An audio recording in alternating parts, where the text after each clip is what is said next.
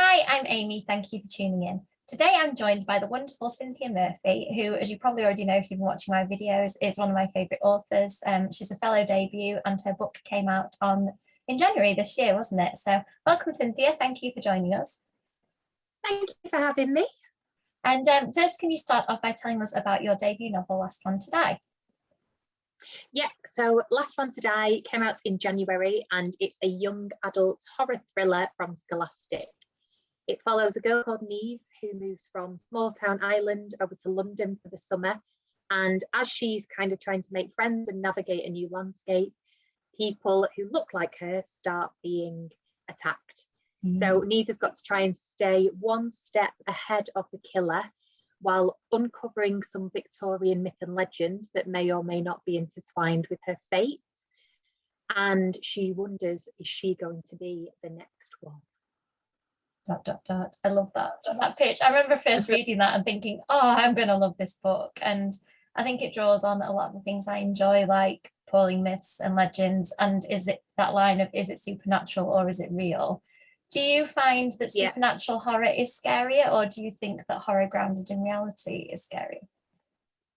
I don't know. I feel like it's changed a bit since I've got older, that maybe real life horror is a bit scarier now that I'm older because you know it's real.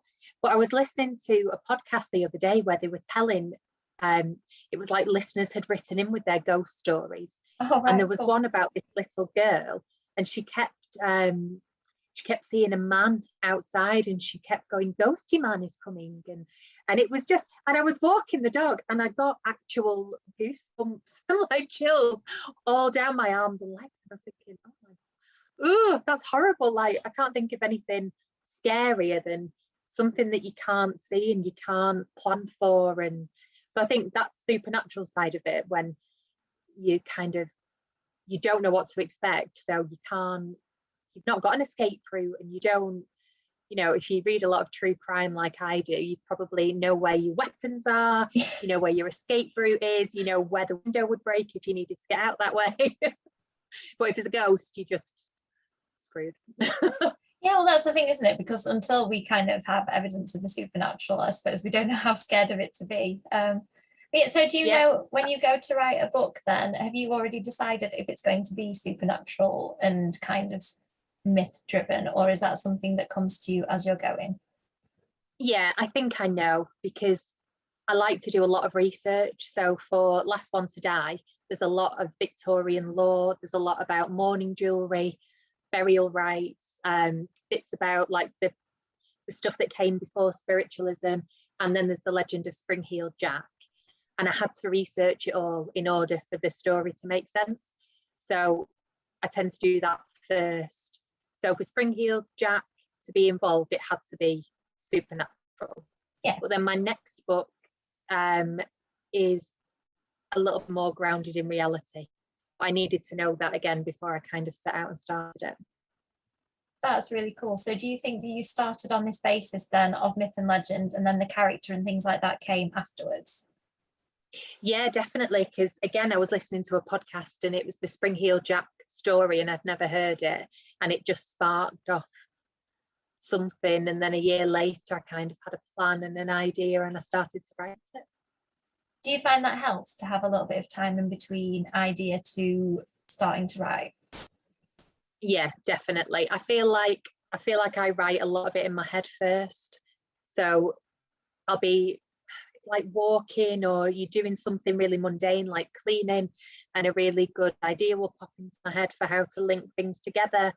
Or there'll be a scene that I'm inspired by something when I'm out walking that I want to write then when I get back, and I kind of store it all away like a little squirrel, and then it tends to make that first draft come out quite quick, but because it's been brewing for about a year, so it definitely has to all start to link together before I can get it down on paper.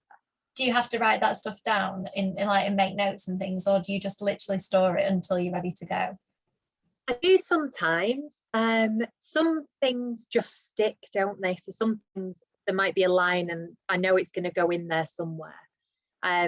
I tend to text Georgia Bowers a lot. Brilliant. She's my writing sounding board. So I find myself kind of going into our WhatsApp chats and searching like murder and just going through making notes on what we've discussed, because she helps me get quite a few of the knots out. She's good at that. And she's good at putting it into her own books as well, because George's book's coming out in, is it August? Yeah, August the 10th, George's book, Mark of the Wicked. Yeah, really exciting. If anybody hasn't heard of it, it's a book about a girl who is very morally grey and she is a witch. And I just really, really loved the whole, I don't want to say too much because it might spoil it. But it's kind of about her figuring out a murder mystery, isn't it? But also working out where she wants to fall on the line of good and evil and how she wants to use her powers. And it's just really great. Yeah, it is really good. Yeah, we need Georgia on here to talk about the supernatural stuff. But anyway, we'll keep talking about you for now. So you've told us a little bit about your writing process then. So you've kind of worked this idea through in your head, you've talked to Georgia, like what happens next then? How do you go from that to perfectly executed book like Last One to Die? I think I have to really loosely plot it because I can't do all the finer details, but I need to know my basic structure. So I need to kind of know what's going to start it off with a bang. I need to know when I get to my kind of midpoint where everything explodes, and then I need to know the horrible things that are going to happen. So the one I've just written, there was one like particularly horrible death, and I kept thinking, well, that's going to be the last one until like the finale. So I kept putting it off and putting it off, and originally I thought it would be in the middle and then it would all, but actually it comes much closer to the end now, because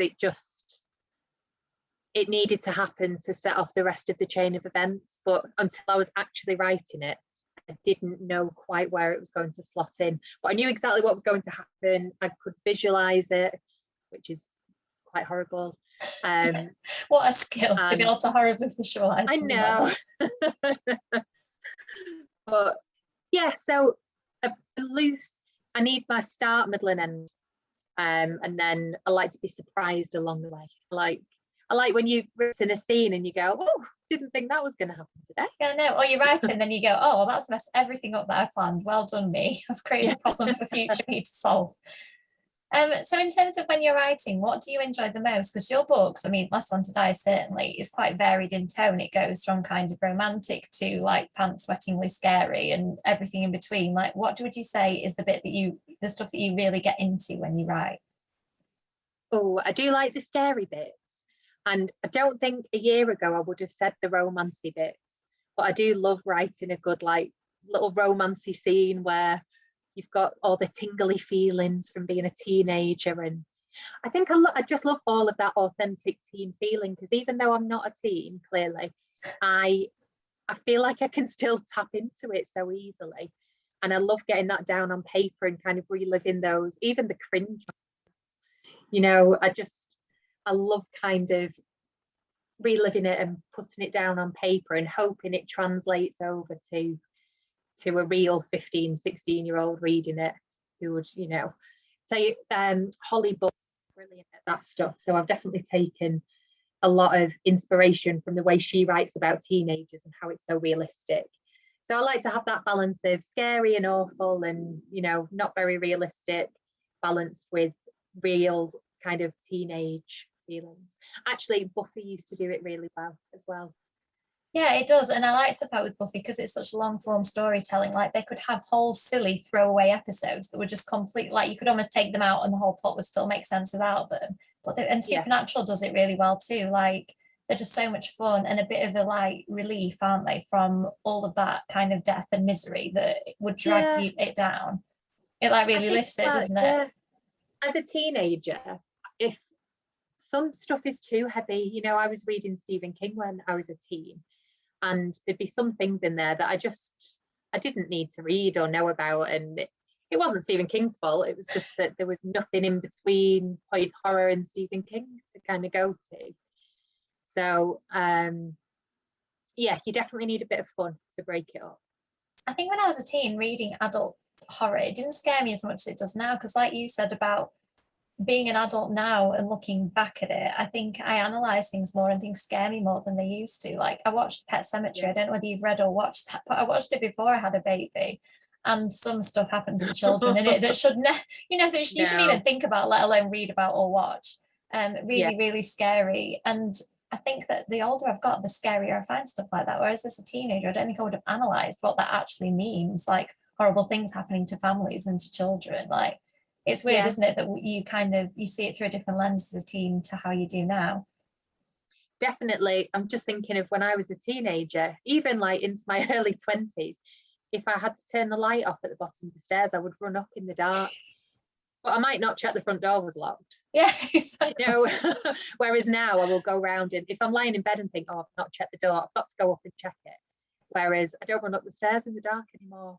And that's almost a bit of a loss of innocence, I think, isn't it? It is. I found that in my book, because obviously, as the first book goes on, I don't think it's too much of a spoiler to say that vampires, you find out that they're real.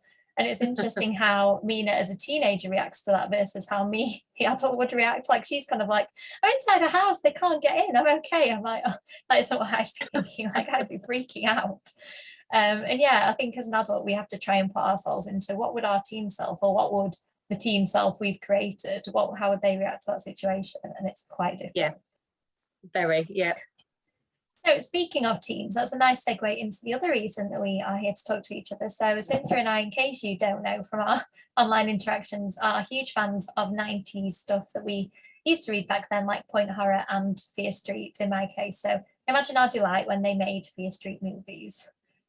So we decided we'd do a little bit of a reaction to that. So if anybody hasn't watched it, the Fear Street movies is over 3 films, 3 different time periods, and we've just watched the one set in the 90s, which I think, unfortunately for me, the 90s is like my ultimate favourite, so it might have peaked too early. But what did you think of that, starting off in the 90s setting, Cynthia? Because obviously I was thrilled. I mean, I set a whole book in it.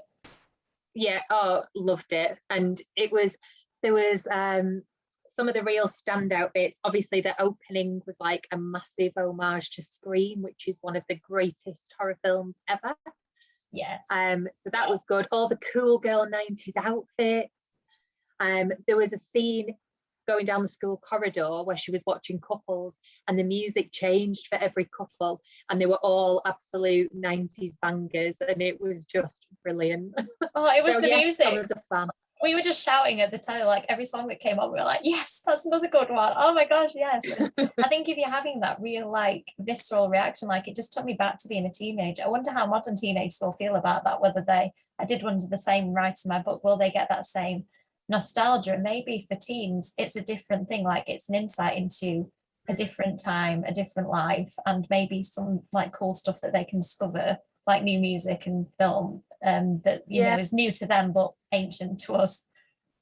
Yeah, definitely. I have noticed actually a few playlists and stuff popping up from younger people with a lot of kind of 90s music on, and my niece is 15, and she sent me a playlist recently, and I was like, half of these are really old, and she was like, oh, I just like to listen to a bit of everything, and I was really surprised. So yeah, I think teenagers now are much more aware of like what was historically cool, and I think it's because of things like the internet.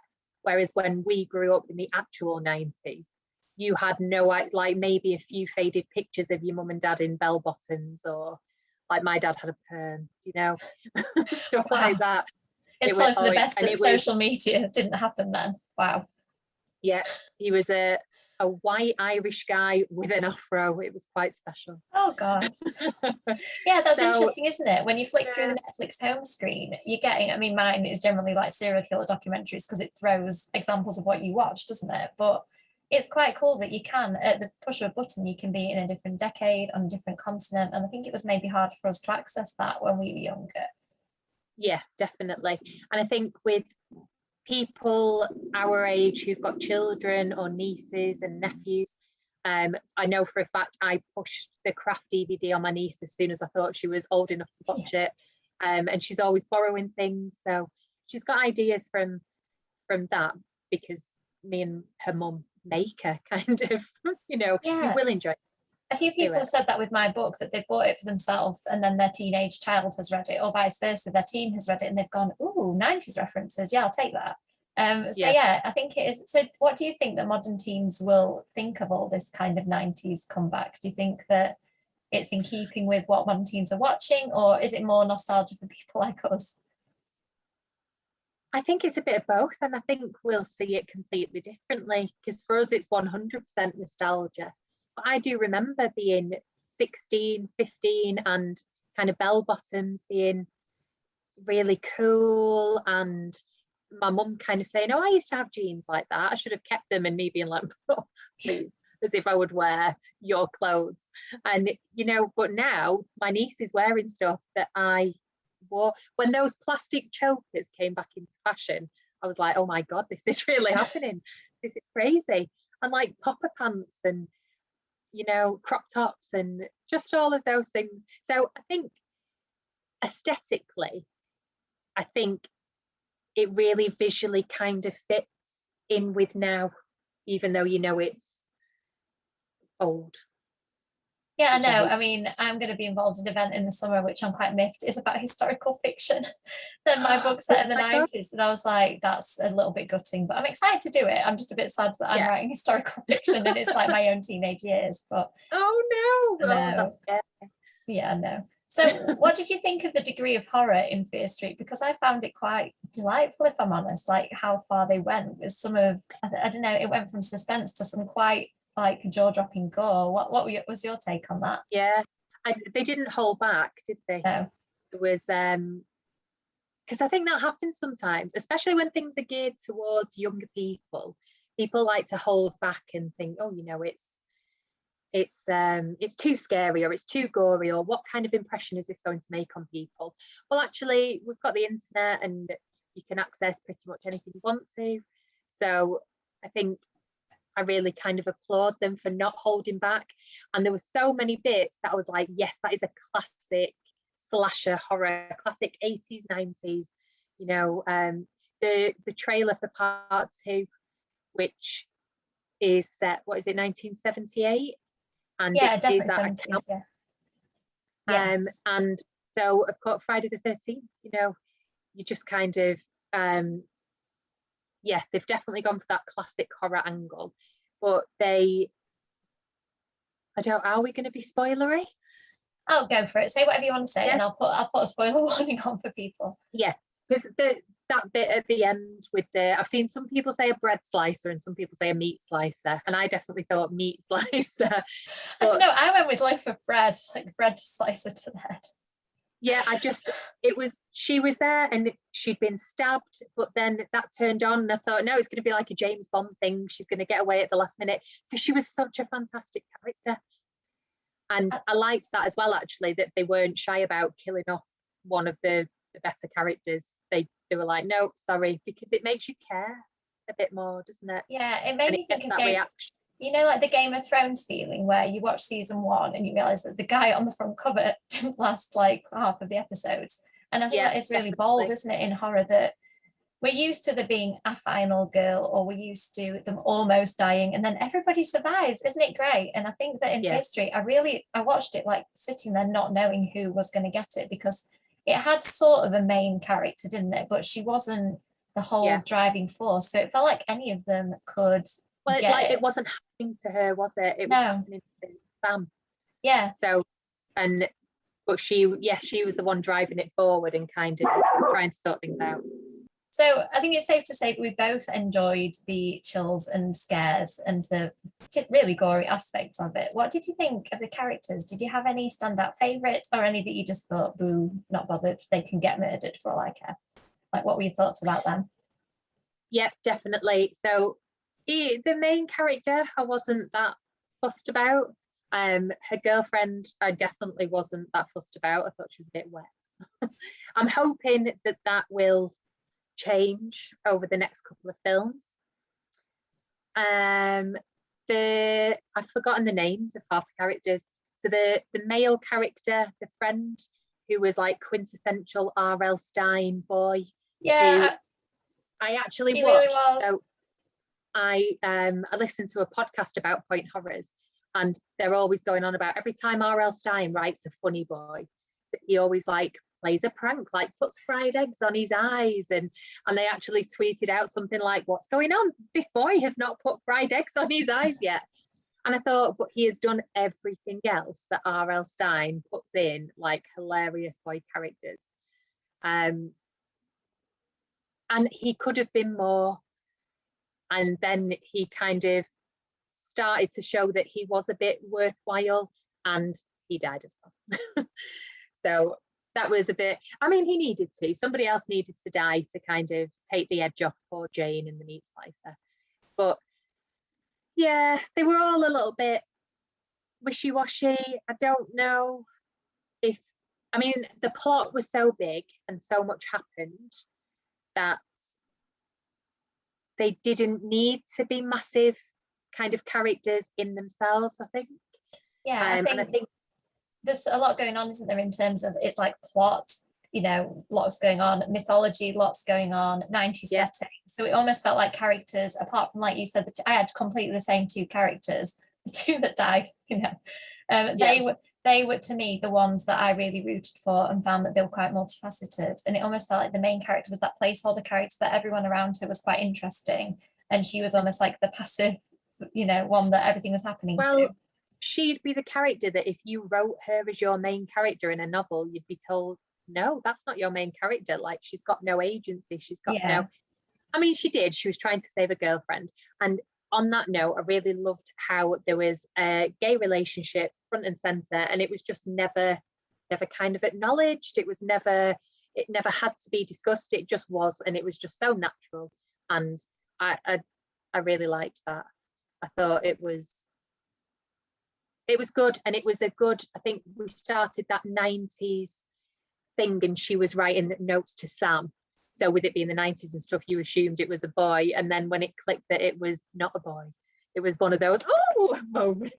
And I quite liked it. Yeah, so, it's the way we as yeah.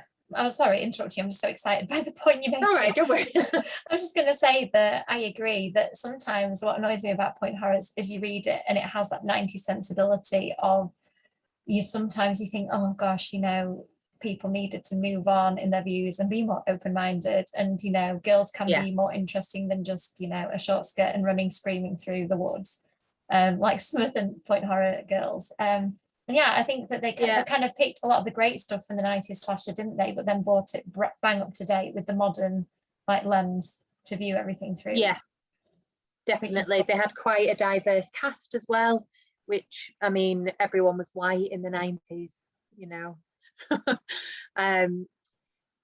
Yeah, I liked, again, I've completely forgotten his name, but the geeky computer, I don't know if he was the main character's brother or... I was trying to work that out. House, but, yeah, cousin or brother, I kind of thought, related in some way. Yeah.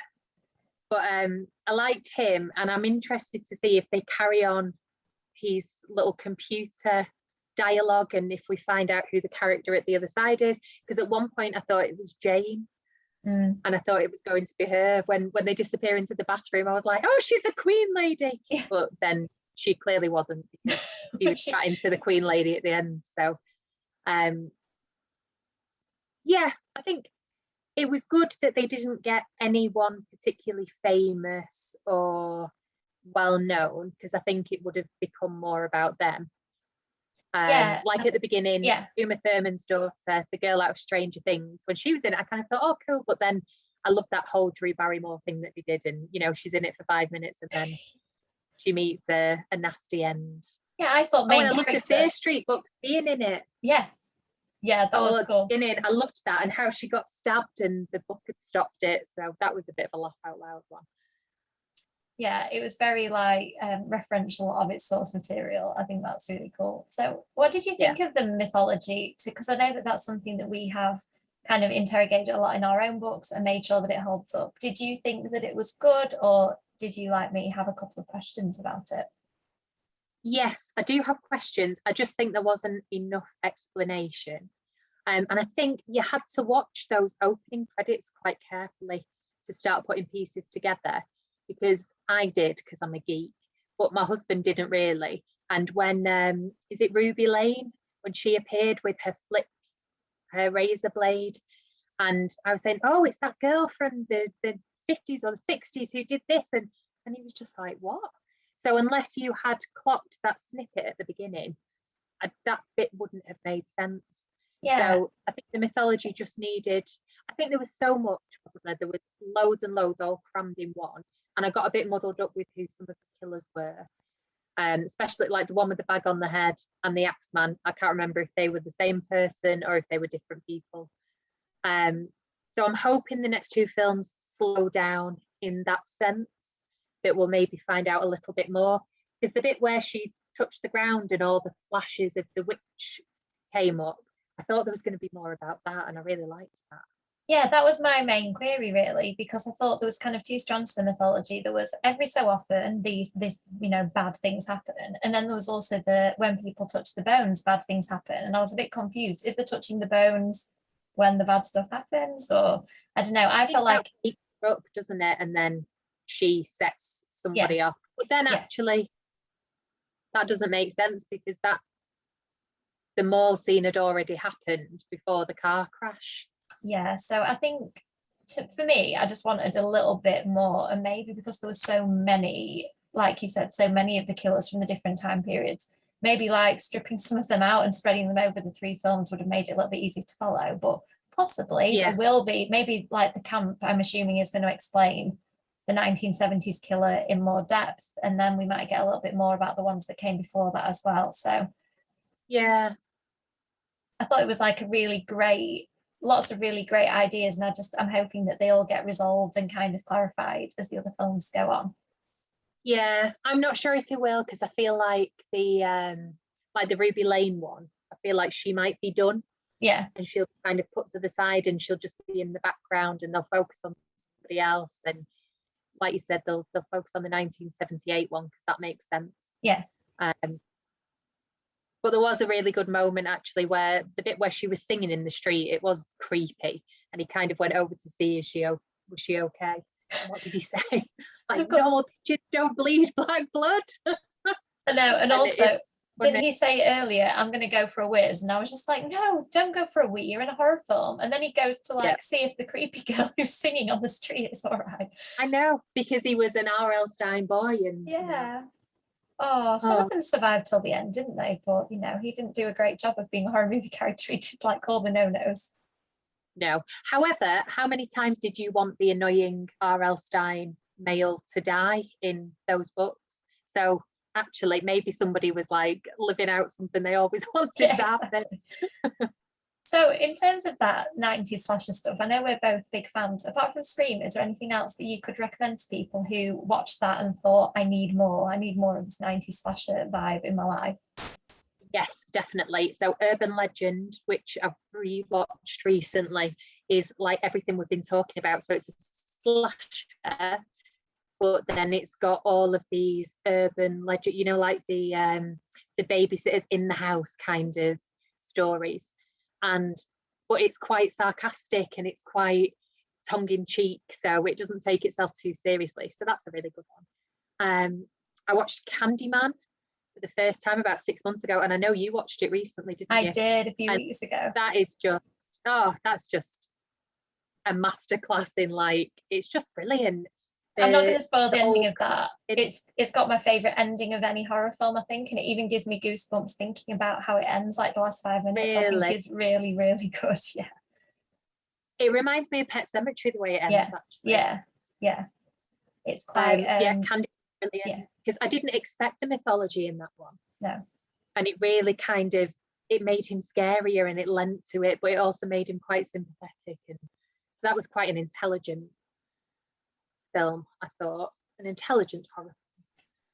Are you an I Know What You Did Last Summer fan? Because that's always one that I recommend in this list. Yes, and you know what? I watched it maybe a year and a half ago, and I was disappointed, and I was like, what really happens? And then I watched it again recently, and I don't know if I was in a better frame of mind or because I knew what was coming. I much more enjoyed the chase sequences, and I think it was a bit clearer watching it the second time round because of who the killer ended up being. I think there were some bits that I'd missed that you kind of need to. It's cleverer than you think it's going to be, if that makes sense. Yeah. And I think I got thrown by the red herrings and then maybe wasn't paying attention. So I enjoyed it much more the second time round. Yeah, it's one of those films where there are very short segments that give you quite a lot of backstory, and if you like go to the loo at that point, you've like missed a whole chunk of something that will explain a lot of the film, whereas a lot of it does feel very Yeah, surface. exactly. But I think the cast are great in I that. also watched, yeah, the cast are brilliant, and I watched. I still know what you did last summer. After it, that's not good. I think I've only That's seen that once.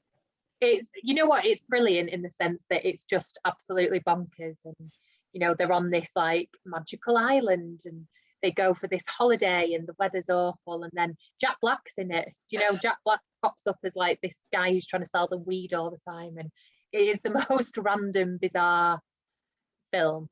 And I nailed the killer pretty early in that one, which I was a bit disappointed about. But first one's definitely better. Second one is good for a laugh, and Freddie Prinze Jr. is still in it. So. And Ryan Phillippe, he was always my favourite out of two. Yeah, I know. He's really not nice in that film. He kind of deserves what he gets in that movie. And now in Buffy's a little bit disappointingly like horror movie girl in it, isn't she? Like she has a bit of fight in her. I loved that. I loved that in Scream 2 as well, when she was like the sorority girl who was just completely pathetic and ran up the stairs. I was like, but it's Buffy. I bet she really enjoyed it. Yeah, I bet she did. And sometimes in Buffy, I bet she just wanted to say, somebody else deal with it, please. Can it not just not be me again? So maybe that's her living out her kind of victim side that she never got to do. Yeah, definitely. And on the note of Buffy, I think that is probably a good place to wrap it up. So can you tell us anything about what you are working on now or have recently finished, apart from what you've already hinted at? Yep, so I have just handed in book 2, well, not just a couple of months ago, and I am about to start edits on it. It's out on the 6th of January, which is my birthday. So it's out on my birthday next year, which is cool. It has a new title. So if you've bought Last One to Die and read the back where it was called Head Girl, it has a new title now. And I'm hoping that we'll be able to do a cover reveal towards the end of the summer. So July or August, we should have a cover reveal, which is exciting. Yay.